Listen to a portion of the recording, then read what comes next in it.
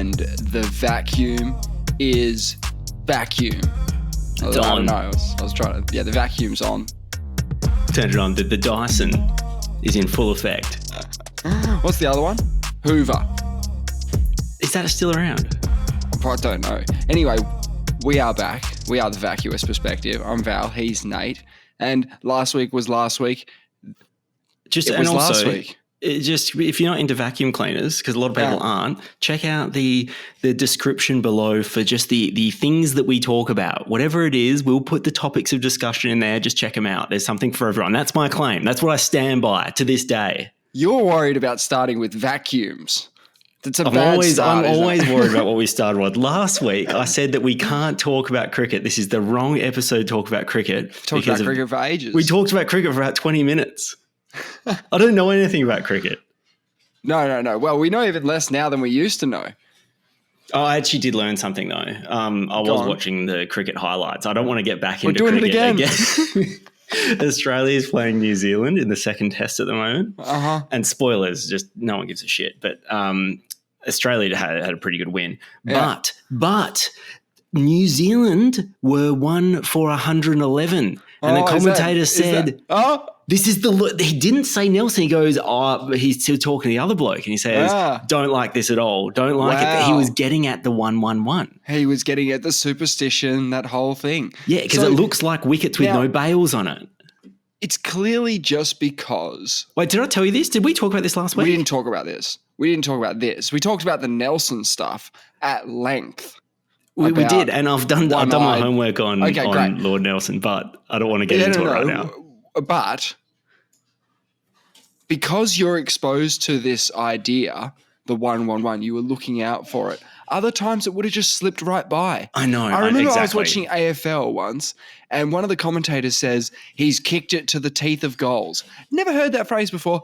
All of a sudden, I started hearing it every week, the same sort of phrases. Yep. So I think there is an element of you were looking for it. Because you were looking for it, you got it. You found it. And it confirms that the superstition is still alive and well in at least the commentators of today who are the players of yesteryear. And do you know that a wicket fell on 111? No way. And the commentator Did they love it? No, he was very upset because he was a New Zealand commentator and New Zealand were batting. Yeah, but did they acknowledge it? No, they didn't after. He just said, I told you, knew it.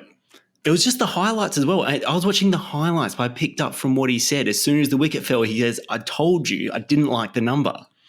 Wow. And he didn't even say it was 111. I don't like the number. No, but what are you meant to do? If you're on 110, should you be trying to get a couple?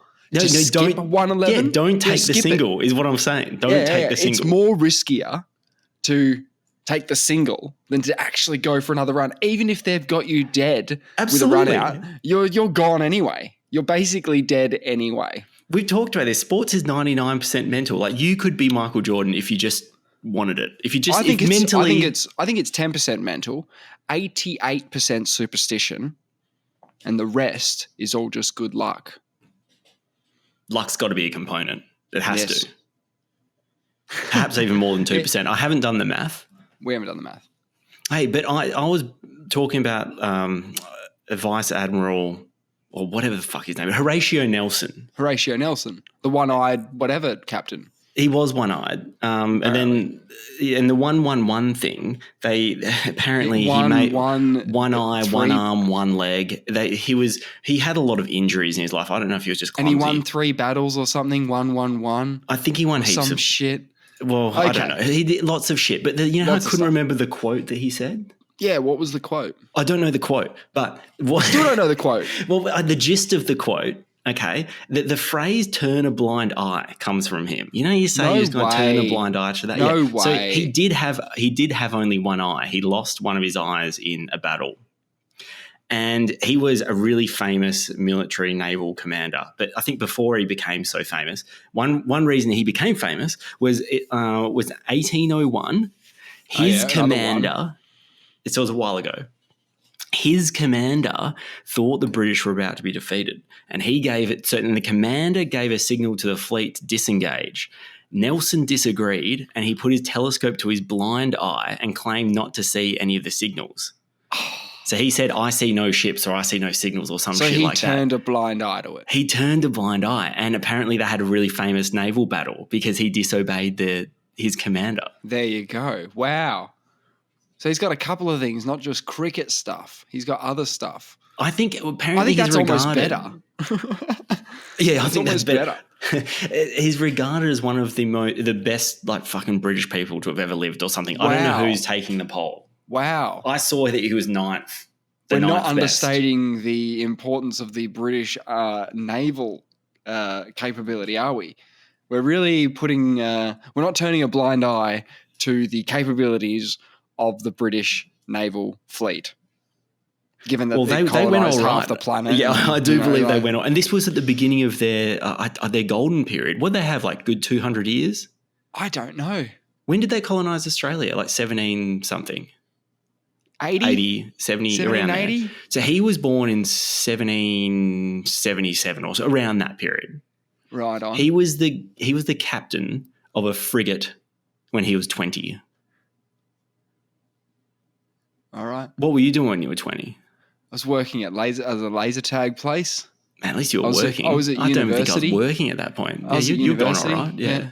You were at university. But you weren't captaining the laser tag. Actually, you were in a team. We were in a team together, actually. I think that my laser tag exploits, being a captain, working there, I think that sort of equates to a frigate in the British Navy. I think you may have been the captain of our team. Actually, you were definitely the captain of our team. Yeah, you were the strategist, and then we had maybe you were very keen on that sort of side of things. I was. We had a great team back then. I was. What was my name? Was it a Hammer? Was dance commander. Okay, yeah. I was. I was a She Had song, General Electric. That's right. I was General Electric. Someone was Major Pain. So dance commander, Major Pain. I think we all had had military names. Is what you're getting at here. Commanders, generals, captains. I was a captain. There was another one. I can't remember if he was a vice admiral. I don't know what his rank was, but there was a major as well. We had the lot. So what I'm saying is that the Horatio thing and the laser tag thing, they're pretty much the same thing. Well, I actually think the more I'm thinking about it, it's the way you look back through history, you put a spin on it. Okay, so let's say you're fatally wounded and die, heaven forbid, okay? In some, I don't know. It is one of the options. A comet. Let's say a comet hits you, right? You become famous. Bloody hell. You've got a lot of material out there on the internet now. We've got 88, two fat ladies worth of episodes. Right. And might see a little uptick. Might get a little uptick because now we're getting a little media attention, right? Meteor attention. Was that a pun? Did you do that on purpose? You didn't, but it was good. Definitely not. Bit of meteor attention. And then when we look back, I start saying a story like, he was known as Captain whatever, right? Or if it happened to me, I'm right. And he also coined the phrase Electric. "turn a blind eye." He also coined the phrase. It's all spin. Yeah. He did a lot of cricket stuff. He's a pretty superstitious lad. Don't embellish my story too much when I'm gone. If I am fatally wounded, heaven forbid. With some meteor attention. Maybe just when you talk about my baseball career, maybe just big that up a bit more than it was. Maybe just jazz that up a little bit. A left-handed knuckle bowler. Yeah, it's a ambidextrous knuckle bowler. Do you have to nominate which hand you're pitching with? Well, I could pitch with either hand and hit with either hand as well, and I could do them at the same time. So, wow, like I could pitch and bat. That sounds impressive. You can pitch and bat at the same time. So I'd throw the ball. I could also hit the ball. We throw the ball up in the air. What? Well, yeah, it's a bit of a looping pitch. It's not a fastball. Yeah. No. So then, right, I don't know if Horatio Nelson got a promotion after the 1801. I think but he's only got one eye and one arm at this point. So I mean, do you want to promote someone that's, struggling? Is it wrong to call him handicapped? Like, what's the word? Absolutely. Is he disabled? What is he? He's not fully able. Because he's got one eye and one arm. And one leg, didn't he have one leg as well? Well, this is the embellishment. They say he had one leg, But apparently he never lost a leg. It's So all maybe he had an it's all extra bullshit. leg. Maybe he had 3 and then went to 2. We don't Maybe. know. But there's a lot of... Maybe he did look like some wickets at one point. Let's not talk about the crickets and the wickets. Well, in 1805, he Yeah. was in... I think he'd been promoted by that point because he was a big deal. He just won a big battle for him, the Battle of Copenhagen in 1801. He won that one. Wow, it's got a name. It's got one of those names. Great. It's got one of them. And now in the Battle of Trafalgar... Wow, another huge in one. 1805, he took on the British fleet took on the combined French and Spanish fleets, allegedly. He was fatally wounded, but he was told of his victory before he died. You did it. You know, they basically said that to him, probably something along those lines. Yeah, and he would have said something like, "Make sure turn a blind eye pops off." I love cricket. Ugh. But there's these, I don't know who painted it, but there's a lot of like paintings of him like ascending into heaven in the Battle of Trafalgar. No. Yeah, so he's got Nelson's column. Have you heard of Nelson's column in Trafalgar Square in the UK, in London? No, I've never heard of it. I've been there. I've realised I've been to Nelson in New Zealand that's named after him. And Okay. I've been to, everyone goes to Trafalgar Square if you go to London. Yeah. Well, not everyone, but I mean, it's a place. Okay, Nelson's column's a big deal, isn't it? Wow. I want Nelson's painting. He's a big deal. Yeah, well, he's a bloody big deal. I mean, he's not. Are you talking about list, the painting apparently. of him when he's it's like an oil painting. He's got his little hat on. He's in full Admiral garb. It's on his Wikipedia page. Oh, it's Legacy. I just got a picture of it. Legacy of Horatio Nelson, first Viscount Nelson. Oh, Wikipedia. It is on Wikipedia. Yeah, that's the one. That's the one. Where's the ascending into heaven stuff? Oh, it's I'll send you a link. Sorry, That's okay. I'll send you a link. Just on Discord if you want. How's that go? Yeah. Check the second picture down. Okay. Yeah, so he was a big swinging dick. Yeah, massive. But I did my Holy homework. shit. Do you like Okay, that? yeah, right. Oh. And wow. There's like angels carrying him off and an old bloke with a sort of Poseidon, maybe Poseidon's there, and he's going, oh, does someone want to grab this bloke? And there's Roman centurions up there and all sorts of gnarly shit. It's pretty gnarly painting. It's actually really good, right? When I saw it, I thought I could get around that. Jeez. Pretty intense. Yeah, there's someone with a trumpet. Is that Poseidon with a trumpet? Or this is just, there is a lot going on. No. So he's got, what looks to be a Poseidon-y fellow with his little trident sort of grabbing him by the left arm and pulling him up. Yeah, I see. Like a Jesus type character, but... Well, he's just a guy with a beard, but he's got a crown on and he's got a trident. He's got a trident over his shoulder. Who's this poor earthly bloke that looks like the Spud Shed guy that's, just wearing a vest, kind of stuck on Earth? Oh, he's looking up at it? Is that the guy you're talking about? No, he's looking down, one hand up. He's got one hand. He's asking a question. I might not be looking at the same fella as you. Oh, okay. Yeah, I see him. He's doing the classic point up to the sky thing, which is a classic piece of your religious imagery. I saw a bit of that actually on the weekend. And you can literally see God in the kingdom of heaven up there in the top left. You can literally see the big boy he's got his own crown and he's got a beard. So who's lock that in. That's God. Oh, yeah, right in the background. Right at the back. It's a pretty sick painting. Yeah, I can get around you've got the lady who gives you a little hat made of leaves before you have to go into heaven, and Poseidon's going, fucking hurry up. Got to get this dude up to heaven ASAP. Then you get some, I don't know, fairy dust rain down on you, and then you meet that's when you meet the Roman centurions. That's about the time you meet the Roman centurions. They talk to you for a bit, and then you go talk to the big guy. That's how it goes down. Did you see Ngannou on the weekend? Yeah, didn't he get knocked out by Anthony Joshua? Punched in the Big face, I think is the... time. Yeah, he got punched in the face. What round was that? Do you know? It was in the second round. Mm. And he looked like this giant fairy floss man. He looked like a big black version of the Sugar Show. He was in pink and gold trim. Oh, yeah. And this is why when you said someone with their hand in the air, when they were doing his, the commentator was doing his shout out. What shout out? Him. You know, when they say, like, you know, in the blue corner, you know. Oh, you're talking about the ring announcer. Yes. There was two guys standing behind him. One of them had a fist in the air, and the other dude had his finger in the air, like the pointing to God type thing. Or number one.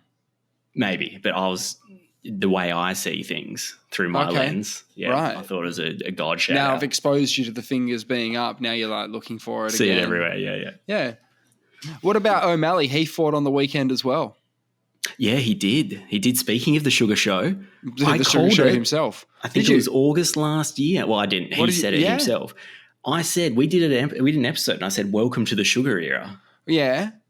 What are you claiming here? The Sugar Era continues. He wasn't all hype. Is that what you're saying? Yeah, but I thought he wouldn't last, to be honest. And you said, because who was he fighting? Aljamain Sterling. Yes. And I said, this is going to be a shit show. He hasn't fought anyone good. And you said, anyone can win. Anyone can win a fight. It's just lucky punch, whatever. You know, you were like really just nonchalant about it. And it turns out, he just smacked him. It's a 2-man horse race to begin with. It certainly is. Absolutely.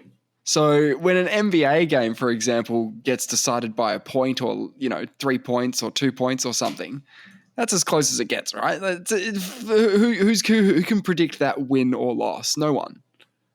No one can say, they'll win. 20 seconds to go, they're a point ahead. Yeah, no, it's fine because I said that that is 70%. It's all, But O'Malley's great. Like he managed to deliver. Like he did. He did get fed to some wolves, and he won. And now he's the champ. He's still the champ. He's the champ. It's aged very well. He said, I don't know how many fights he's had. This is only his second. This is his first defense, is it, of the title? It must be. First or second, right? Yeah, okay. Well, he said this is just the beginning of the Sugar Era, and we'll he's be at least running got this one other shit. Belt. Another belt in what? Oh, he said he'll... Yeah, because he gave one of his belts away to someone. I can't remember who it was, but he gave one of his belts away. Okay. Well, he said that he'll be running this shit until 2035. Whoa. That was his quote. That's a hell of a claim. So it's aged well. Does he want to keep cutting weight that long? I mean, I follow him on social media, so I watched his weight cut. It looks shit house. Do you want to keep doing that? How much does he cut? I don't know. He's a skinny bloke. For it to look like the Sugar Shit Show. Yeah, totally. Yeah, it's not. It doesn't look fun. Did you see the knee? I think as you age as well as a fighter and without having any experience whatsoever in any of this or even exercise, traditionally as fighters get older, they cut less. And I think as they make more money as well, they might think, I don't really need to do that anymore. Give up the... Conor McGregor fought at featherweight and welterweight. Wild. What, they're like 10 kilos apart? Well, featherweight and then lightweight and then welterweight. Oh, okay. So that's, It's always scary to look at who the heavyweight champ is in my current division. The heavyweight champ. Sorry. You mean sorry, just the champion? Just the champ. Just the champion in your division. Who is the champ in your division? Is it? Wait, so who beat Strickland? Did someone beat him? Did he? Yeah. They? Okay. Yeah, I think so. I can't pay attention. The belts are always just like flopping around, changing hands. Yeah. And then people are just giving them away now. I'm not about that. Keep your when belts. you win a belt, keep your pants on. You get to keep the belt that you bring because you bring the belt to defend it. You get to keep that, and then they give you another belt. And then they also give you another belt, I think, because one of them's like the one that you can take on press tours and stuff. It's not the belt; it's just another belt. I want to know how this started because there would be a kernel of truth in this. There'll be some guy, some big bloke that just wears a belt. I think O'Malley was talking about it. Yeah? Yeah. Okay, and there'll be some dude that wears a belt and they just want the belt. It starts to become like a tradition where like you give the belt to someone else. And then someone probably started blinging up the belt. Yeah. Put I mean, a you can't diamond sell on it or anything. They can't sell it or anything. No, There's it's kind of just laws against that. Yeah, but you can give it away, it seems. You can give it away. So how much did you weigh again in kegs? I'm about 81. So you would be fighting in the middleweight championship, right, as we thought, against start me off with like number 10. Because I'm not going to go straight to the top, right? I'd start me off, who's like number 10 in that division? Okay, so you want the UFC middleweight rankings. Well, I can tell you that the champ is Dricus du Plessis, so that's who you'd be fighting to go for the title. Your way to get there, though, your sort of method of getting there would be through guys like, oh boy. Okay, so Hamzat's not even in the top 10. He's regarded as 11th. What? How? Is it the wrong division for him? Like what? Inactivity, I guess. He's not fighting a lot lately. Oh. The first name you're going to really recognize here is probably Paulo Costa. Do you want to fight him? No. Yeah, See, no, I wouldn't have thought so. That doesn't seem like a fair fight. No. Come on. No. Have you seen that guy? I'll probably fight against we'll say bantamweights. So I'd be fighting O'Malley at the top. And someone like Henry Cejudo, Peter Yan, Aljamain Sterling, Dashvili, Dominic Cruz. Me and Dominic Cruz could mix it up a bit. What do you think about that? Yeah, okay. I'd get tapped by anybody walking down the street. I'm pretty sure I'd break my fist on Paulo Costa. On his chest? Just any part of him? Yeah, I'd pick the softest part to punch, like his buttocks or something. And it would still bust you up. Oh, it would wreck me. Yeah. Well, or maybe I'd knee him. Maybe I'd knee him in the back when he's not looking. Oh, good. A flying knee. I'd just run at him. That'd be my best chance. So, yeah, you wouldn't be able to beat him in the octagon maybe, but maybe in the right circumstances, he's not looking. Maybe you reckon you could get him. I reckon I could inflict some damage and run away. Okay. Like a sort of commando. Yeah, no, but that's a terrible thing. No, I'm not going to do it. But there's a Perth guy. I'd never heard of him. You know about him. Yeah. Jack Della Maddalena. Maddalena? Yeah. Maddalena? Della Maddalena? Della Maddalena. Is that his name? It's a tongue twister. It's a tongue twister for sure. He had a great fight on the weekend. He's from Perth. He's a local boy. He's a local boy. Can I fight him? No, I wouldn't have thought so. Oh. He's a top 5 ranked UFC fighter now. Is he in my division? No. Oh, he's in your division? No, he's not. No, who did? Because he beat Gilbert Burns. That's a huge win. He was ranked just outside the top 10 before that fight, and I think Gilbert Burns was ranked around 4th. So yeah, apparently he's going into the 5s. So top 5, yeah, top 5. Huge. And Gilbert Burns had him. He's got. Have you seen Jack Della Maddalena? His fight record? Yeah. He lost his first 2 fights, and since then he's just been stomping. Okay, you mean in the UFC?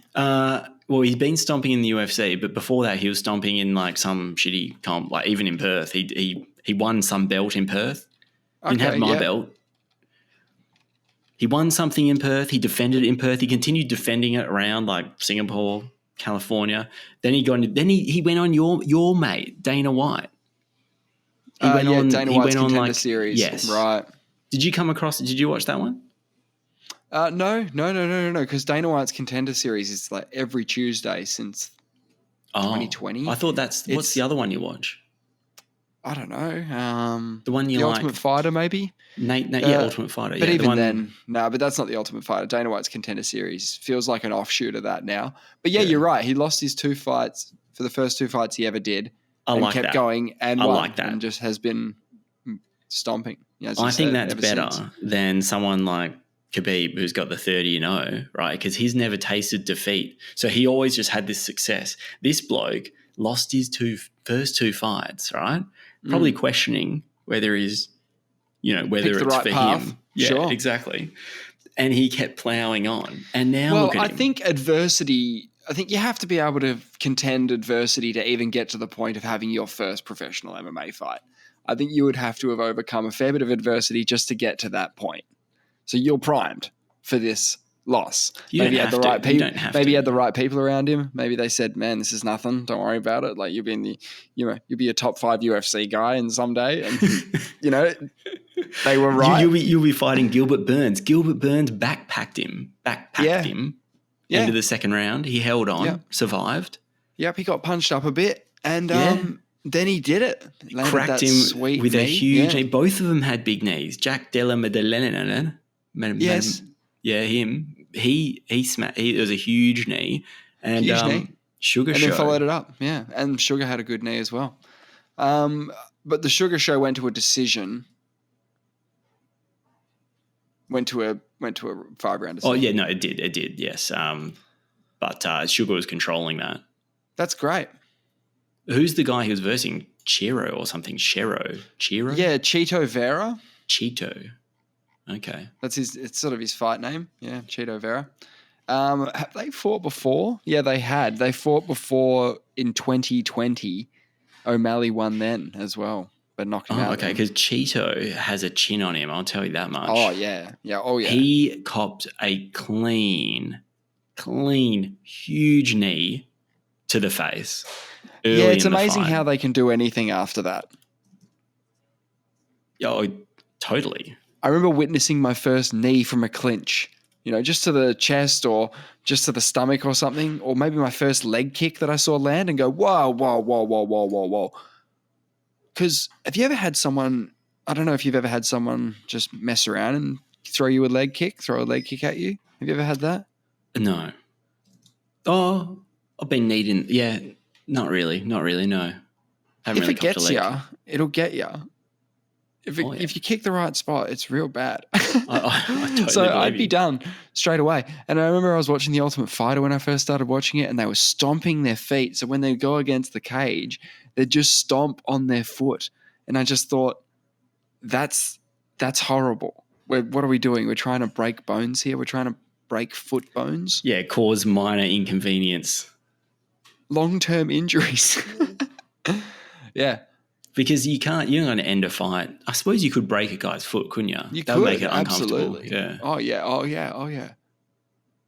And that's why I've mentioned it before, but you're not allowed to sort of put your foot against their shin and slide down. There's a special rule just for that move. Really? Yeah. Why is that? Oh, because it hits the right at the top of your sort of right at the joining part of what you'd say is your lower leg and your foot. The join. Yeah. They don't want you to be able to target that zone with your heel. Oh, but you can stomp their foot. So if you hit it clean, that's okay. But if you run your foot down their leg. Yeah, if you stomp the foot, yeah, it's fine. It's absolutely It just fine. has to be clean. In fact, it's encouraged. I remember the glory days of watching early UFC where soccer kicks. No. That's more Japan. That's more Pride and Dream. Soccer head I'm kicks, talking more about any time someone had a Thai clinch or a Muay Thai clinch, which was often back then, because people would get tied up in a clinch and not know what to do. Now they know what to do. No one clinches anymore. Don't they? Like an aggressive Thai clinch, like Anderson Silva, 2 hands around the back of the head and then throw the knees. And why don't they do it? How do you defend that? I just think the defenses have gone. I just think everyone's defense is really good, and no one's like a specialist at that I know about who's like a clinch specialist. So Whereas Anderson Silva Yeah. could just grab anyone by the head and start kneeing it at will. Right. Yeah. So there was this thing where anytime someone had even a half Thai clinch or a Thai clinch, the audience, 60 to 70% of the audience would yell knees, because we were trained by the Ultimate Fighter that when the coaches would see this, they'd go knees, and it was a call for blood, basically, from the crowd and the coaches alike. It was a call for blood. So anytime someone got on the ground, what would they say then? Anytime they're on the ground and he's saying side control, what are they saying then? Elbows. Elbows there. And it doesn't have the same ring to it. Elbows doesn't. Elbows are good. You elbows can't hold like knees works because you can lean into the elbows is good too, because how they make up for it is they just carry elbows with way more aggression than knees. So they're saying they're saying they want their words to cut just like the elbows. They're saying elbows. So you're adding a vowel on it. You're adding. They don't really do that. Yeah, so Ngannou got executed by Anthony Joshua. Have you seen the punch? Yeah, I've seen it. I think there was man. a few websites that were classing Ngannou as a top 5 sort of heavyweight boxer. He knocked down Tyson Fury, and all of a sudden they thought he was the second best boxer in the world. Right. Or up there. They put him in the top 5 just because. I mean, knocking down Tyson Fury is no small feat. Yeah, no, not really. Yeah, it is huge. You're right. But I mean, you have an 0-1 record, and you're taking on a 2-time heavyweight champion of the world. He's not Anthony. I don't follow boxing. It doesn't Anthony make Joshua a lot of is sense. not. No, he's not the current champ, is he?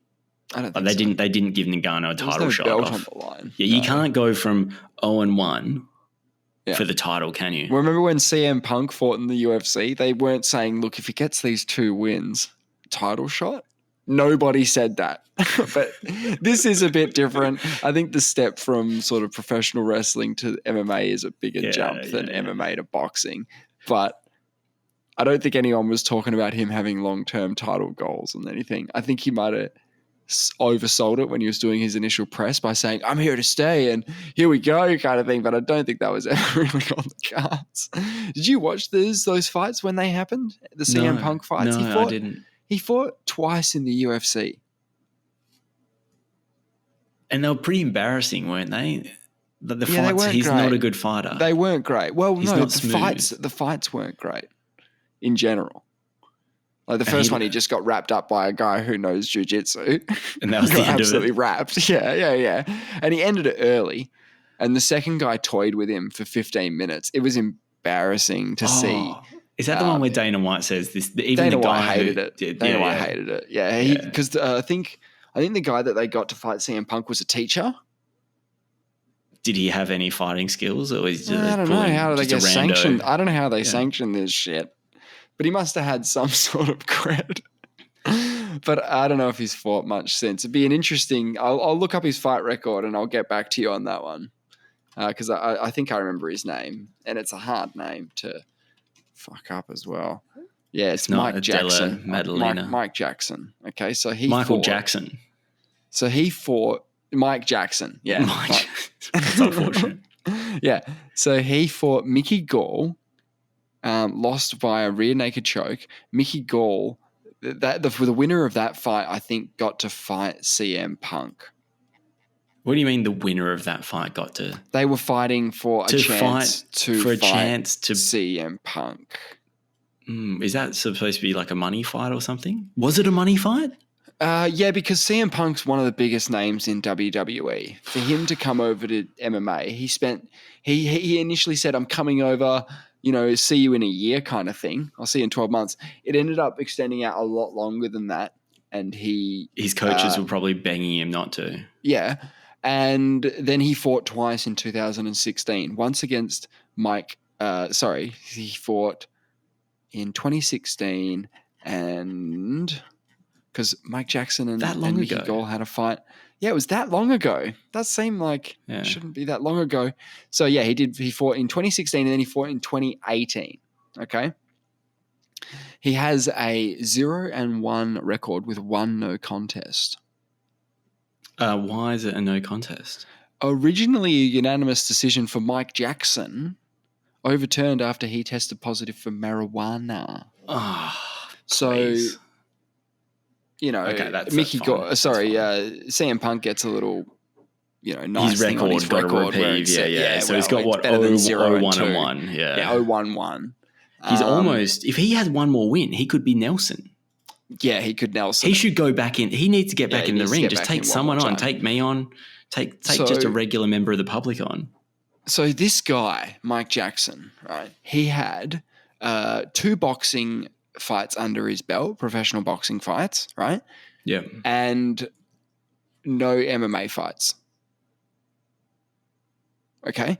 Dana White gives him a call, says, "Do you want to fight this guy named Mickey Gall? Winner gets to fight CM Punk. What do you think?" And this guy said, "Yeah." And I think what happened was is so Mickey Gall fought both of them. I should be doing it through here. Okay, so yes, they fought together. They fought Mike Jackson and Mickey Gall. Mickey Gall won. Fought CM Punk later that year, and got and submitted CM Punk early. Okay, then CM Punk fought Mike Jackson again. Sorry, fought Mike Jackson for the first time. Had his no contest. Yes. He won his next because this is all about. This is all Mike Jackson had a chuff. This was all about. I wanted to see where Mike Jackson's career went. After the CM Punk thing, he won a fight against Dean Barry. He won by DQ for eye gouging. So Barry eye gouged. Yep. Yeah. Mike and that was Jackson. In the UFC. And then fought a guy named Pete Rodriguez, got knocked out in the first round in the UFC. So the UFC signed him for 4 fights, it seems, and got him to do all 4. And then he fought once more. He fought Pat Miletich, and he won. Holy shit. Went out on a high. That was October 14, 2023. So Mike Jackson beat Pat Miletich. Do you know who Pat Miletich is? No, he's almost still active. What? 2023. I mean, but this Pat Miletich guy was born in 1968. He's 56 years old. Mate, he was born before we went to the moon. He's over 50 years old. Do you know how old he is? Well, I just said how old he is. He's quite old. But he's actually a legend in the fight game, a legend in the UFC game. He's just a legendarily old and he human. lost to Mike Jackson, the guy who... The chuffer. Fought CM Punk. the teacher. All right. So that's that. It's all a big circle. So the UFC happened on the weekend. The boxing happened on the weekend. Those things are both true. Yeah. But I was a bit weird. I was thinking about boxing a little bit, actually, because after seeing the highlights of the Ngannou fight, the commentator, when he did his intro for Ngannou was hilarious. The ring announcer. He goes, he shocked the world. Now he wants to shock the universe. Whoa, really? Yeah. What do you do after that? After you shock the universe, he shocked the universe. So let's say he won, shocked the universe. That's huge, right? No one's ever done that. What do you do for his next fight? What can he do now? Title shot. No. I'm talking about what's a step up from shocking the universe. Oh, yeah. How do you up that? Yeah. To the next, because he hasn't. He's done that. You have to go. He rocked the world. He rocked the universe. Multi-universe. Well, then what do you do after that? Yeah, like, you got to just rock. More of them. He's going to rock a couple more of them. Yeah, he's going to do it. He's going to rock the multiverse. He's going to quantumly entangle some shit. We'll go with that. You're starting to get into the Lord Horatio Nelson sort of God-type stuff now. You're going interdimensional. Statues. Yeah.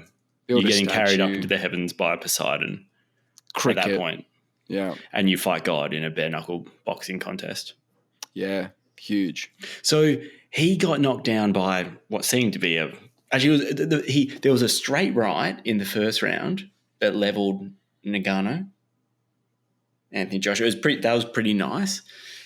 And then there was a bit of hook action from Joshua that put Ngannou down again in the second round, and his eyes were a bit googly. Oh. He looked a little bit but that's allowed in boxing. That's what freaks me out, because I could tell he wasn't okay.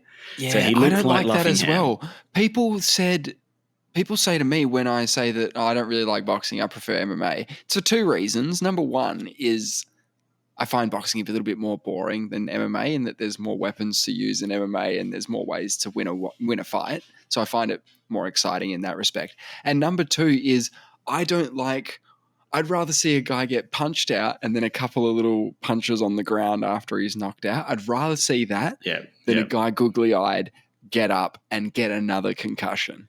Well, Joshua just stepped into it. So this is so he stood him up, gave him a standing 8 count or something, or not standing 8, just 8 seconds. Yeah, says he's good to go. He's standing there. You can tell he's not fully okay. Are they trained to know what is that fine line between kind of okay and okay, and he's right on that line. What is the judge trained or is are they going, fighter? Was it an one? I think everyone wants to see the big knockout. I think you stand and back up. I think the judge is almost like, no, I don't know. This is the way boxing works. It's the ref. Yeah. I think the ref. You're right. I think they want to give him a chance. Yeah, give him a chance, but don't feed him to a wolf. So the very next thing that happens is Joshua just a huge right hand, cleanest hit you can get. The commentator said it's the biggest punch he's ever seen in a boxing match. That's what the commentator said. And his legs he just gets so rocked. He's completely out. He doesn't get up. It's not okay. I was like, that is a huge punch. That doesn't look good for the ref either when he goes, are you okay? Are you ready to fight? Continue this. And he says, I'm having a lovely time at the book fair. When is the prize for best costume being announced? And then they say, yeah, he's good. And that's when, boom. A thermonuclear bomb to the face. It doesn't look good for the ref when you let them fight. And then the next play that happens, the very next thing, it's the biggest punch of all time. That's basically what happens. Oh, yeah. Yeah, that's the next thing that happens. Wow. So in the universe. Yeah. So he shocked the universe by how many brain cells he lost on that night. Oh, boy. Hectic. It was interesting, though. I mean, he probably gets paid, right? I mean, Dana didn't. That's why he left, right? He wasn't getting paid to get punched. Now he's getting paid to get punched.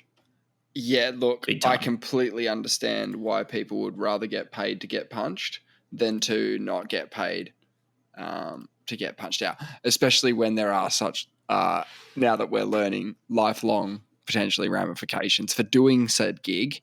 And it's probably why people like Conor McGregor and stuff don't feel the need to fight much anymore, just be in a movie. Have you seen the trailer for the movie? With Conor McGregor in it? No, I have not. So Conor McGregor's starring in the remake of Roadhouse, the Patrick Swayze Roadhouse movie, which is about, very briefly, a roadhouse that has some unsavory customers who like to brawl it on. Okay. And they hire a guy who has a bit of street cred, a bit of fighting experience to be the bouncer, the head bouncer. And that's going to be played by Jake Gyllenhaal in the remake. And Conor McGregor plays a guy named Knox who looks like Conor McGregor, but instead of it saying McGregor on his stomach where it says the name McGregor with a tattoo, instead of that, it says Knox. Okay. And he's a troublemaker? Is Knox a troublemaker? I think the way the trailer sort of suggests, it's like Jake Gyllenhaal, he filmed a UFC fight, middle of a UFC event. They got Jake Gyllenhaal and this bloke in the ring, and they did a bit of a fight with a live audience, a bit of a crowd thing for the movie, for Roadhouse. Right. And then they did a fake weigh-in. So if you look up Jake Gyllenhaal UFC weigh-in, you'll see him with UFC banners because they're plugging the UFC with this Roadhouse movie. So Jake Gyllenhaal's going to play ex-UFC middleweight champion or some shit, or contender, blah, blah, Mick Blahface, and he loses his career or whatever, ends up working at the Roadhouse. So the UFC is pretty involved with this flick in that they've obviously allowed them to use the UFCs as a brand. Jeez, Jake Gyllenhaal looks like he looks jacked, hey? He is absolutely ripped. Shit. He looks like a fighter. He actually looks like, maybe like a Wonder Boy Thompson or something, but on roids. Yeah, he doesn't look as lean as Wonder Boy. He looks jacked, but not as jacked as Conor McGregor looks in that movie. Look up Conor McGregor Roadhouse. Check out that. Whilst I'm looking this up, Conor McGregor Knox. I just want to say that Ngannou's pay has probably increased pro rata with the size of the shots that he's taking. So there's a direct correlation between the amount of brain cells lost and the amount of money earned. Yes. He knew what he was signing up for. Okay. Conor McGregor looks like a whale. He looks like the movie The Whale. He could be Brendan Fraser in The Whale. What the fuck is this? Well, have you noticed that it just says knocks across his stomach 3 times? No, I'm looking at a photo of him in the that? water. He's like up to his titties in water. Okay, yeah. And he looks kind of sad. I've got to send you the photo. I'm sure I'll find it. But I want to see the movie. Oh, yeah, I see it. I see the one. I see the one you're talking about. Yeah. Well, no, but it's not that one. It's a remake. Oh, but I mean, but the storyline, is it good? Doesn't the story have to be it's good? A bit of a cult classic, the old Roadhouse, because it's an old Patrick Swayze movie. Because they're all 80s. Good, right? Patrick Swayze movie, I'm sure. I like some Patrick Swayze movies. Did he do Chinatown? Who did Chinatown? I don't know. That's supposed to be the best movie ever made, isn't it? Is it? Depends who you ask. Is it? Oh, Roman Polanski. What, directed it? Yeah. Holy shit. That's right. I knew there was a controversial figure that directed that.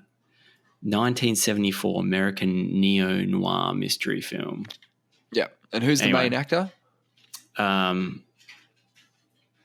don't know. Sorry, I've got it here. Starring Jack Nicholson. Jack Nicholson? Okay, great. And so be on the lookout for Roadhouse. I think it's coming out when's soon. When's that out? It comes out on Amazon Prime, I think, sometime soon. I found there was a list that was revealed the other day, a top 10 list. You'll love this. Oh, I love top 10. What is it? It's the top 10 best countries in the world. Fuck yeah. I can give you the list. Wait, what best in what way? Just as voted by people from all around the world. And what are they collected? Okay, and just holistically it'd be based the on best. a lot of factors. It'd be based on a lot of factors. They do a questionnaire, and then the results of the questionnaire are this. Okay, Australia's in the top 10. I think a lot of the people that vote won't know anything about Australia, so they've heard good things. They think that we're shrimp on the barbie, beaches, and because we're just so obscure, because Australia is just like, in the middle of the fucking ocean. We're just this island out there. I think people just like the idea of us. Yes. So Australia's in the list. I'm going to say Sweden's in the list because they got, they're known for hot blonde babes. So they're going to be in there. Yep. US is going to be in there. Yep. Just, culturally speaking. Okay. Now I'm starting there. There's more. Yeah, there is more. I'm not going to say UK. I'm going to say, oh geez, I'm struggling now. France. I think France will still be in the mix. You think France is in the top 10 best countries? Yeah. Wow. Yeah. And then I'm going to go with, I'm just picking countries I like. That would be a good place to start though. I like New Zealand. Okay. You reckon that's in the top 10? Yeah. Okay. Then I'll go with Denmark. I'm giving Germany a chance. Yep. I like Germany. Yep. I'm very European focused. Let's go somewhere in South. No, we can't go South America. Let's not kid ourselves. Let's just lop more of the same in. Canada. Okay. Yeah. What am I now? 7? Good. Yeah, you're doing really well. Okay. Spain, Greece. Greece. Italy. Yep. Italy. I'm starting very lazy at the end there. You were doing so well, okay. And then you got very lazy towards the end there. I just thought of islands. You were doing Croatia. really well. No. Okay, all right. Yeah. You were doing great. Number 10. Here's the list. Number 10, Netherlands. Okay, good one. Yeah. I got ChatGPT to write me up something about every country. So if you wouldn't mind, I'll tell you why it's on the list. I'll tell you why Netherlands on the list. Great. Tell me why. Are they the orange? Are they the one known? They're the orange color. They're Dutch, right? Yeah. They like the color orange. Okay. A lot of their stuff is orange. Okay, and Amsterdam's there. Okay, so legal marijuana isn't so much of a selling point these days. That's pretty It can be bog standard. What are they about? They're about like dikes, right? Like watery. Well, that's not what's roads. in this list. That's not what makes them the greatest country to live in. It's not like dikes and pot. That's not what's going to be on this list. You know what I'm saying? This list is going to be a little bit more about sort of outcomes-based stuff. Oh, yeah, economies. High quality of life, progressive social policies, excellent healthcare. Is this Netherlands, is it? Education systems. This is the Netherlands. Oh, okay. Efficient public transportation, strong economy. These are the pluses. All right? That's so generic. But it gets you into the top 10. Okay. You could say that for any country in the top 10. But okay. You'd hope so. I mean, I'm talking about dikes and legal pot. I mean, that actually... You did fine. You did fine. We'll put them on there as well. Number 9, the UK. Pubs... colonization, pubs, colonization, and rainy summer days. Right. According to this, no, it's got nothing to do with that. It says here that the United Kingdom has a rich history and cultural heritage, world-class universities. So world-class universities, that's a new point, diverse cultural experiences, and access to excellent healthcare and public services. It doesn't mention the education system. So, what about the fleet, it does the say Royal world-class Fleet? Universities. Oh, don't forget about Nelson. Yeah, Nelson. Number 8, New Zealand. First one you got. You got this one. Nice. You did get this one. Mountains. Tell me, why would New Zealand... What? They got mountains. Okay, Beautiful mountains. Mountains. Yep, they got mountains. No, fantastic hiking. Great milk produce. A lot of sheep. Okay, yeah. That's your ones. Green this pastures. One says stunning natural landscapes. You got that right. Friendly communities. I think you touched on that with the milk stuff. Excellent healthcare and education systems, and a strong emphasis on work-life balance. So and a decent space program as well. Rocket Labs runs out in New Zealand. Chuck that on there as well. Yeah. And that's going to get you number 8, best country to live in. Those elements. Okay. Number 7, Germany. You got this one right. Wow. Industry. The Ruhr Valley. Is it Ruhr Valley? What is the Ruhr Valley? Oh, it's... Because that's a thing in Civilization. You know when you're exploring in Civilization 6 and you're trying to find new shit? One of the things you can find, there's Chichen Itza. Yes. There's the Ruhr Valley. And what is that? That's a thing in Germany. Okay. And I think it's an iron ore place. It's a valley really rich in resources. And in World War II, yes, it was critical because this thing produced, this was like a little part of WA in Germany. Oh. Wow. And so they used to bomb the fuck out of it because all their industry and stuff was relying on the resort. Anyway, on Civ, you can play a real life Earth map. Yeah, so that would just be there. That would just be in Germany. All right, great. Good to know for any Civ players out there. Just get Germany. Slightly unrelated, but I found out Hitler was a vegetarian. Right. This week, which kind of shocked me a little bit. You thought he was a cannibal or something? Well, at least. Probably. I thought he started with, at least an entree of baby's toes. Maybe that's what it was. Maybe he wasn't a vegetarian. Maybe he was a cannibal. But the going thing is because he never ate steak or anything, they just say he was a vegetarian. It's probably why he started to get so aggressive because he just wanted beef tartare. Probably all the drugs as well. And the lack of beef. I mean, 4 grams, and it's an average...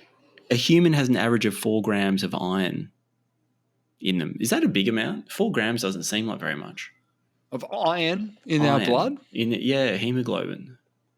Well, we need it then. I'll have some. Yeah, it's important. Yeah, you need some. Yeah, anyway, sorry.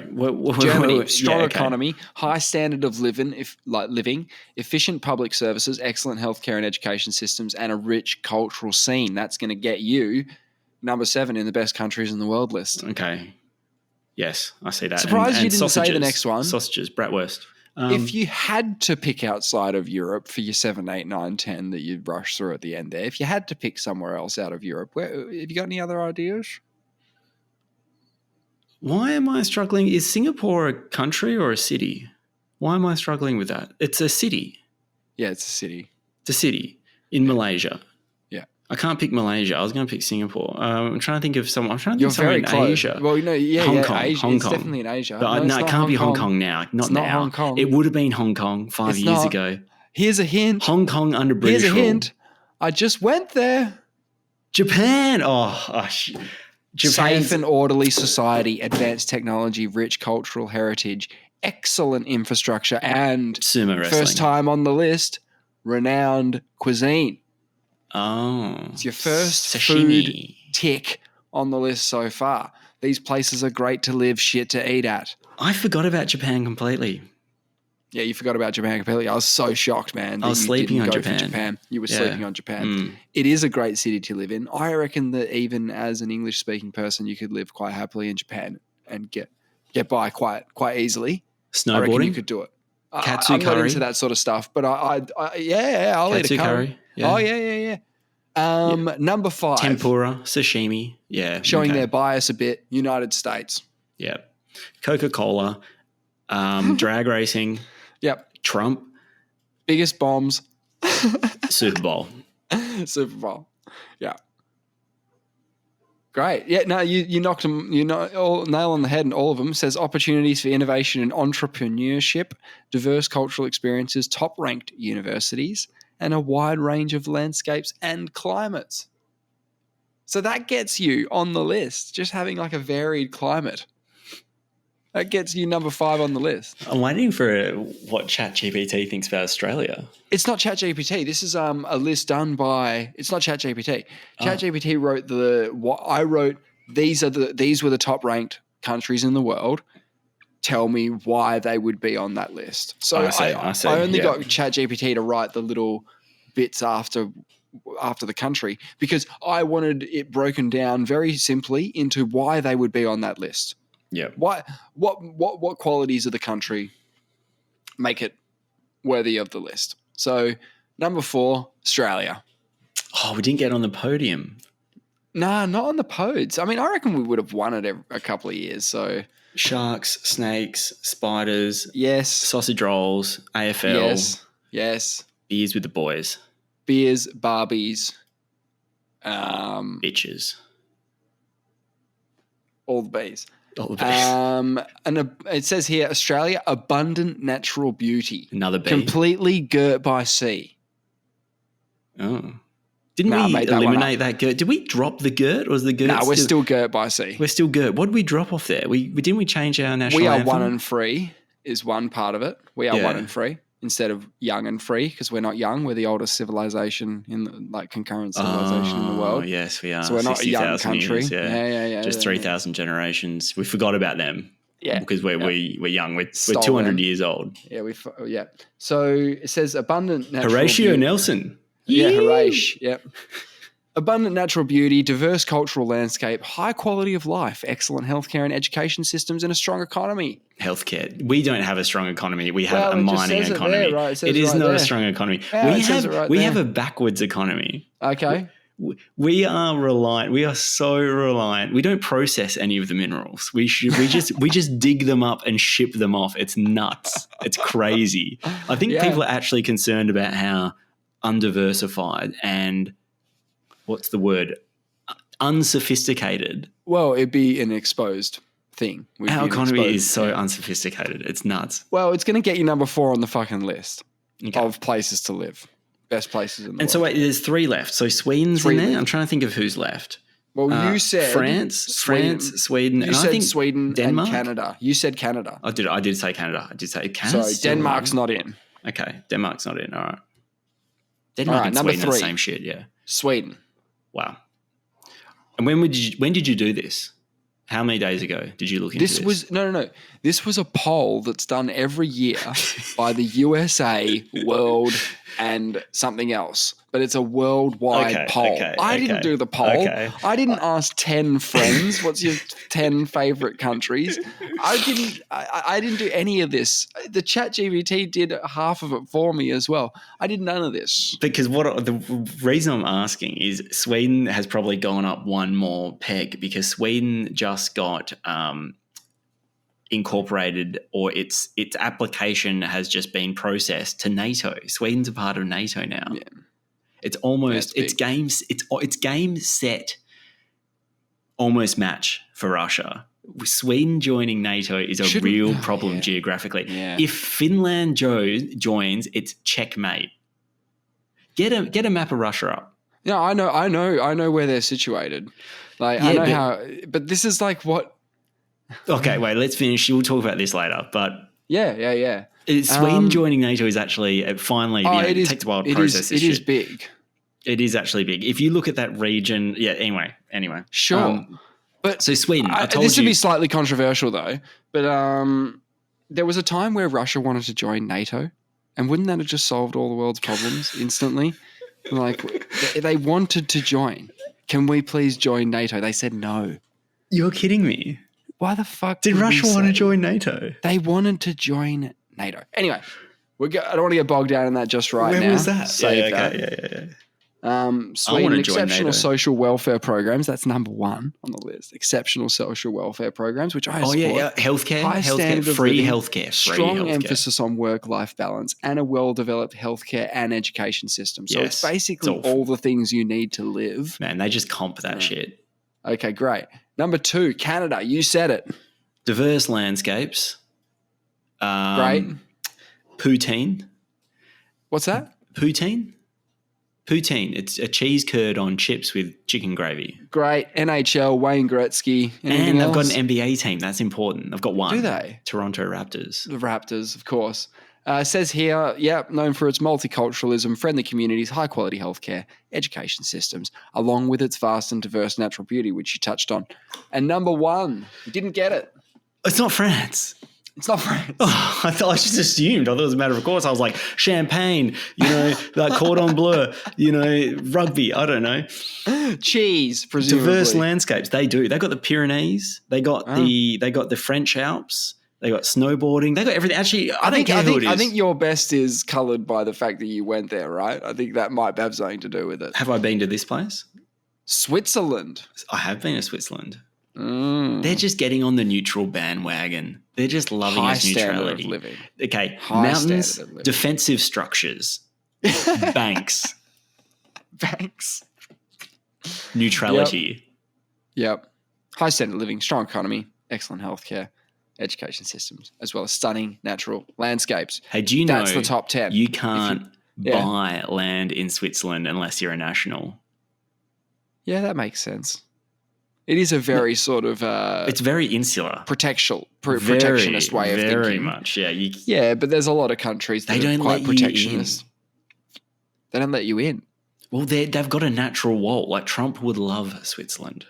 Yes. Biden would love He'd Switzerland. still build another one in front of it. Make sure no one's getting to the wall. Yeah. Hey, I was going to call it Trump social. Jesus. Yeah. Truth Social has been popping off. I heard it went down. What do you mean? What happened?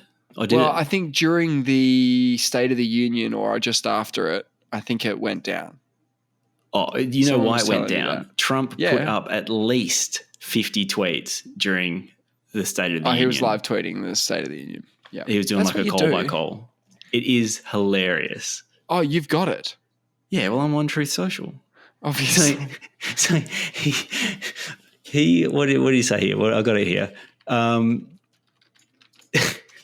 This is something he said. This is in one of his. What he had like a fucking he gets everyone together and he has like a party. I don't know what's going on. What do you call those things? Watch party? No, they just he's in front of a crowd. Everyone's got MAGA hats and he's just a rally. A rally. I don't understand these things, but he says Joe Biden should not be shouting angrily at America. America should be shouting angrily at Joe Biden, and we should be saying, "Crooked Joe, you're fired. Get out of here. You're fired. Tweets? You're incompetent." No, this is a. I'll send you the. I watched it. I think I watched it. But I wanted to know his tweets. Okay, he's trying to fire. He keeps saying Biden, you're fired on Truth Social. Callback, bit of a callback, bit of an apprentice callback. I'll just give you a flavor for I'll just go anywhere in here. He did nothing for the Veterans Administration or the veterans. It was all Trump. Biden's all-electric car mandate is a disaster for our country, but great for China. Wow. Why doesn't he bring up the East Palestine and the other towns all throughout America that he's left behind and destroyed with inflation? East Palestine, I actually was interested. That's a place in Ohio. there was that where that train disaster happened. We talked about it on one of our episodes because I remember getting and seeing a news article about this train disaster in East Palestine, Ohio, and I was really confused because I thought that was in Palestine. Well, I know, yeah. Well, no, but they have names for everything in America and Everything. Australia as well. Yeah. Yeah. There'll be a Sydney, America, probably in Ohio. There's There'll be a Canberra. a Memphis. There's a lot of Egyptian names. Cairo. Yes. Memphis. Yes. There's way more. Of the Egyptian stuff. Yeah, go on. This one, he just says he's so angry and crazy. He just screwed up his primary line of the evening having to do with Roe v. Wade while looking at the highly respected justices of the Supreme Court for whom it was intended. Here's a truth ad. Gospel Feast books. Feast on the words of Christ. Excellent. So now we're just reading our ads off Truth Social. Yeah. The so-called insurrectionists that he talks about had no guns. They only had a rigged election. The only gun that was used on Ashley Babbitt, who sadly is no longer with us. Yeah, she was the lady that died. NATO only became strong because of me. I got the NATO nations to pay up. They were almost all delinquent. The United States was paying for them all. Yeah. Bloody hell. I'll give you one more. Putin only invaded Ukraine because he had no respect for Biden. That's not true. They went in 2014. Mate, who's giving the play-by-play? But they already went into Crimea before 2016 election. Yes. Well, so what? Joe Biden was vice president at best. I don't even know if that works with the maths.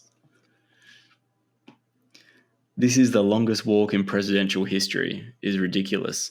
Now he's actually taking the selfies at their request. He's not a photographer. He's got to get moving. Yeah, it does sound like the scrawlings of a madman a little bit, doesn't it? I think if Joe Biden was as active on Twitter as Trump, he would be equally as unhinged. If they said, Joe, you have to tweet 35 things a day, you have to. And Trump, they go the same thing. You got to tweet 35 things a day. He wouldn't struggle at all, and it would be trash. And Joe Biden would probably struggle a lot, and it probably wouldn't be that much. It'd probably be. I don't even know what he would type. Who kissed him on the cheek with lipstick? Now he's got lipstick on his face. How stupid of her. They are really late. It's like he's doing the Oscars. It's like he's doing live tweeting the Oscars. He's hell upset twice he tweeted, they are really late. Very disrespectful to our country. Oh, my God. It's all just political point scoring, isn't it? Mate, there's so many. It just goes on.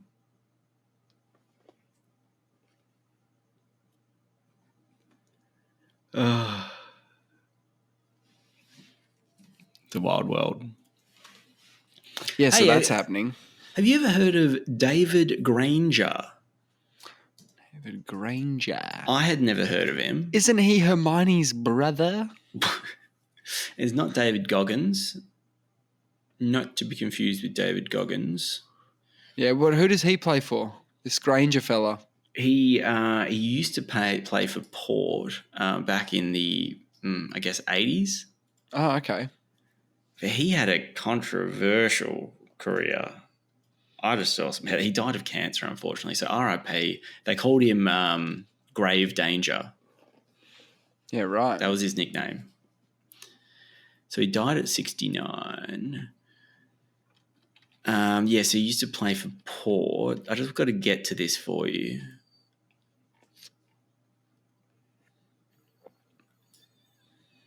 Okay.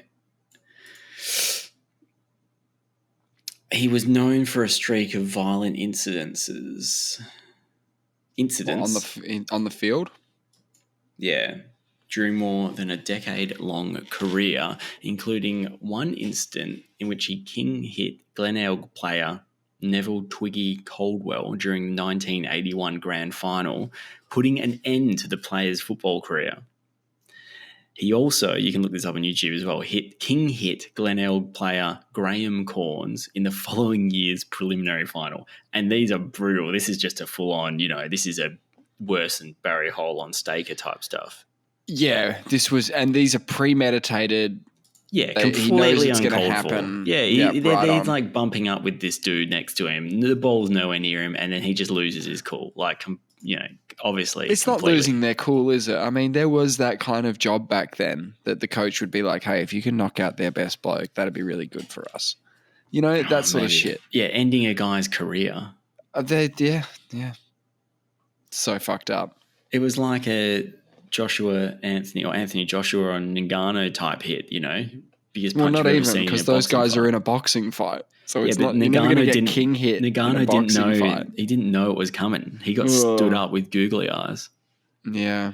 Yeah, but then Grave Danger got convicted of drug trafficking in 2002 after 17 kilograms of cannabis was found at his home. Yeah, that's a lot. That's a lot. Yeah, that's a lot. I mean, 17 kilos. I'm trying to think. That's 2 Luffinghams. That's a decent amount. But cool nickname, Grave Danger, when your name is David Granger. Yeah, no, great name. Hey, I've got a video to show you. We should watch it. Yeah, hit me up. You'll probably have seen this before, but this is just immediately what came to my mind when you started talking about old mate King hitting people. So to set up the and where will I find this? On Discord. Oh yeah. Sorry. every week. Watch. Oh yeah, but it is a bit like confusing sometimes. So Mayweather's fighting Victor Ortiz. They've just had a break in the action, and they're going up to resume fighting. Yeah, I've seen this. This is controversial. Yeah, protect yourself at all times, mate. That's the argument he would say. Bang. Yeah. Oh, that second one's brutal.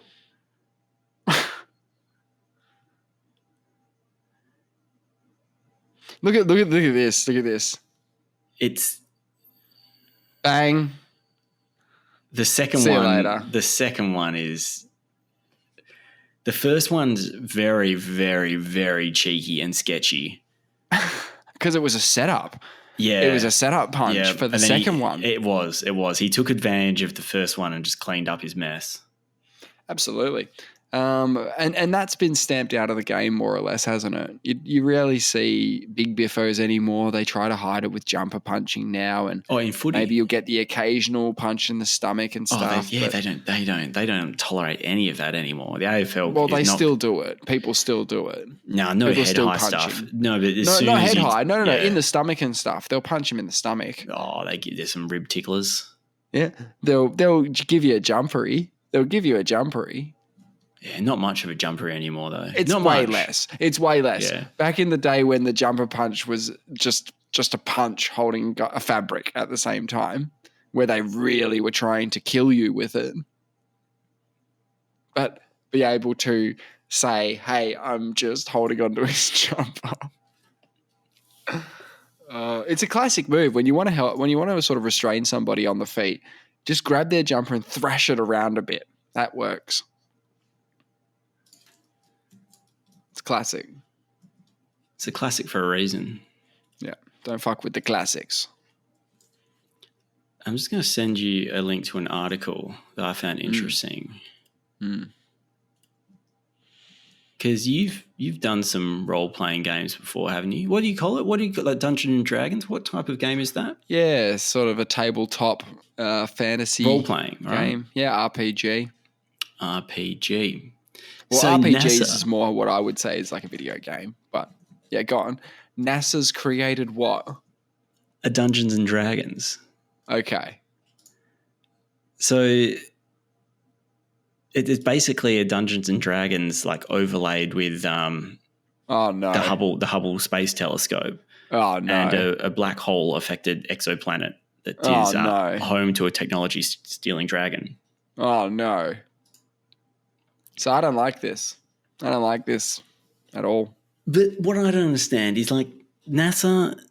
Yeah, why is NASA doing it? Why is NASA doing it? Why would NASA they put doing it? That's my problem as well. Is not that the thing's being done; it's just who it's being done by.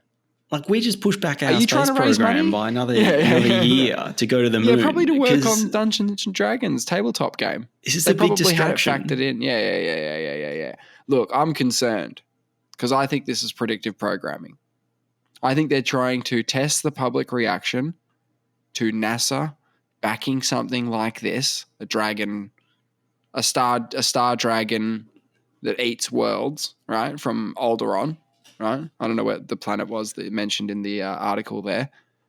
Are they trying to test the public reaction to sort of some threat, some Apophis level threat from this star dragon thing? What are we dealing with here? It's a near zero chance of that, but we can't say it's a zero chance of that. What are they doing? A dark mystery has settled over the city of Algerstron on the rogue planet of Exalis. Researchers dedicated to studying the cosmos have disappeared, and the Hubble Space Telescope has vanished from Earth's timeline. Only an ambitious crew of adventurers can uncover what was lost. You know what's happened?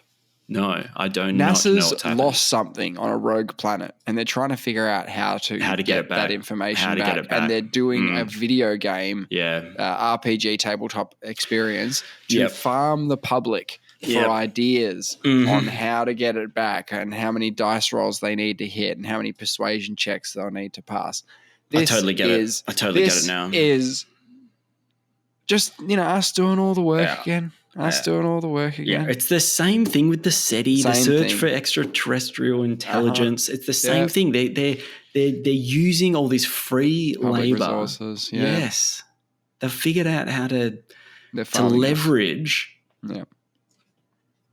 the population, and we still can't get back to the moon. They don't even want to go back. They can't. What do you mean back? Oh, I actually did that as well. I had a bit of a chat GPT fun time with the whole moon landing thing, just for fun. What's I do it occasionally. I do it occasionally. So when I was doing the countries thing, you'll get an idea for my sort of thought process here. So I wrote, "Too many words, please. Short, punchy sentence. Only a few words if possible." And it said, "Absolutely. Here's a punchy version." Gave me another list, right? Yeah. Just to give you an example, it said Australia, adventurous, laid back, natural wonders. I said, jazz it up a bit. And it went, sure, let's add some flair. And then I said, jazz it down a lot, right? And then I would have got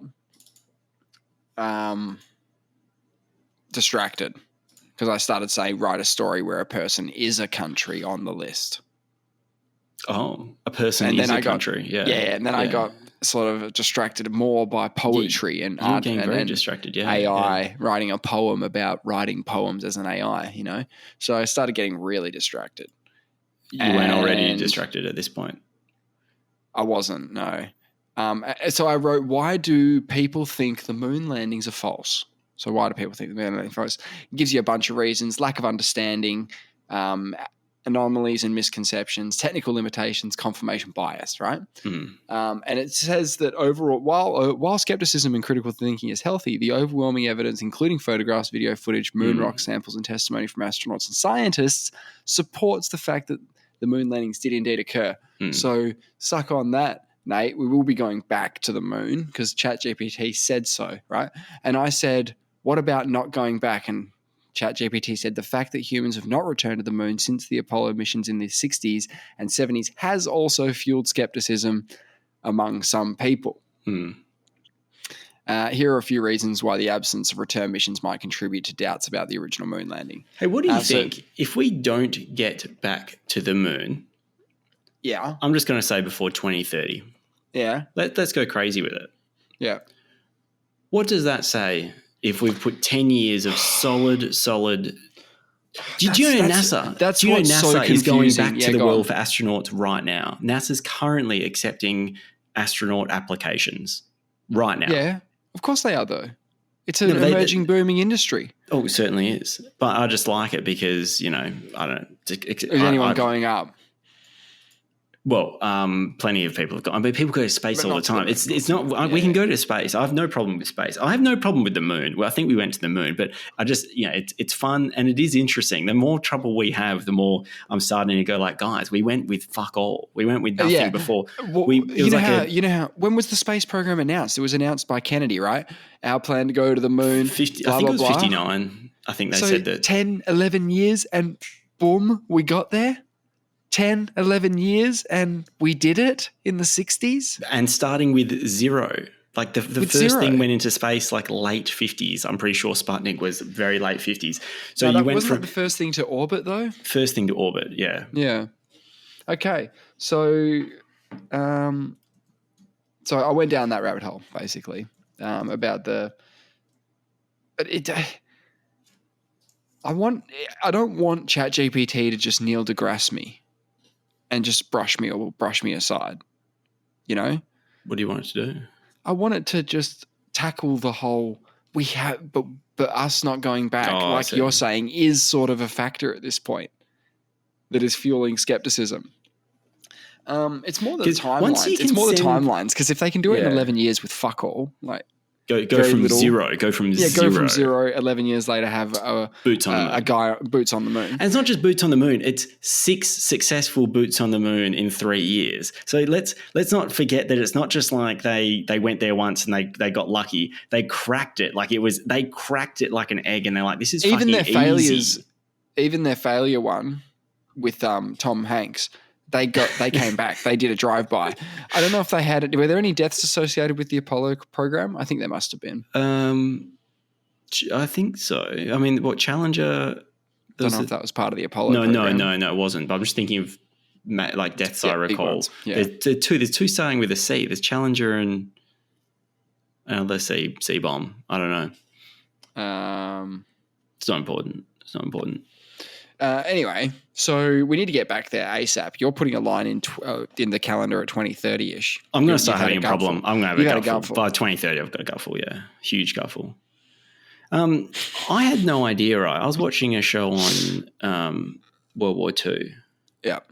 Trying to find something in my notes about it because I was actually pretty blown away. I can't find it. Anyway, do you know much about, I've heard of the V2 rocket program.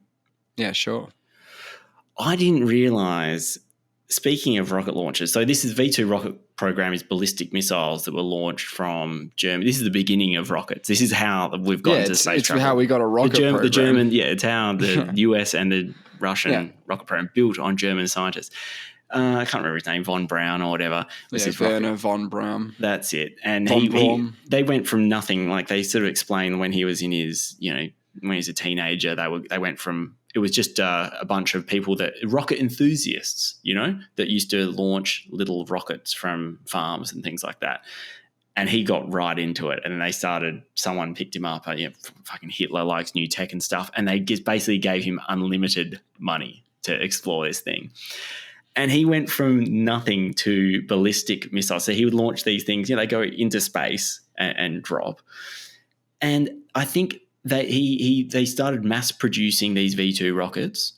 And I think they launched in the realm of, I had no idea, UK, London, had been hit by somewhere around by like 5,000 V2 rockets. So they were launching these things constantly near the end of the war. So is the payload in the rocket itself or do they drop it? The payload's in the rocket. Yeah. So I assume it's like the nose of the rocket or something. It's not just, there's an explosive in there. And they got pretty good. They were pretty accurate and like reasonably, considering what we're dealing with. We're like, the scientists their bases were getting wiped out. Like where their launch pads and things were getting targeted because they were so like, we need, and they had air superiority by the end of the war. So the Germany had the rockets. They had this amazing technology, but they didn't really have the bombs to go with it, being the nukes. If they had ballistic nukes, then it's, of course, everything's over. Well, yeah, you say that. It's amazing. The V2 rocket program, I was like, just Wikipedia that. That's fascinating. It's amazing that we haven't had nuclear Armageddon already. It is. Because like when the US nuked Japan, right, there was nobody in the world who was a nuclear power at the time who could have gone, right, that's it. That's not cool what you guys just did over there. We're going to nuke one of your cities. Hey, I don't really There was no one. I don't want to get, like, I don't really care. I don't know why I'm prefacing this. I just want to give credit where credit is due. Don't you find it amazing that the US, when it dropped that they had atom bombs and no one else had bombs? They could have taken over they could have done whatever they wanted. Everyone would have to surrender. Is that true? When did Russia detonate their first nuke? Plenty after, like 2 years, 3 years after the war. Yeah. US could have just expanded aggressively wherever it wanted at that point. It had, and instead it rebuilt Germany, rebuilt Japan.